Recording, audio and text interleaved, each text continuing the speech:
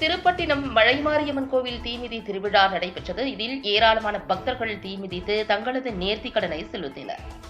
காரைக்கால் மாவட்டம் திருப்பட்டினம் பகுதியில் பொய்யானமூர்த்தி ஐயனார் தேவஸ்தானத்திற்கு உட்பட்ட பழமை வாய்ந்த கீழையூர் மழைமாரியம்மன் கோவில் அமைந்துள்ளது.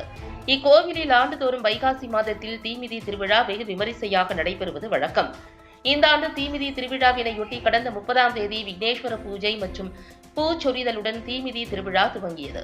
தினந்தோறும் அம்மனுக்கு சிறப்பு அபிஷேக ஆராதனைகள் நடைபெற்று வந்தன.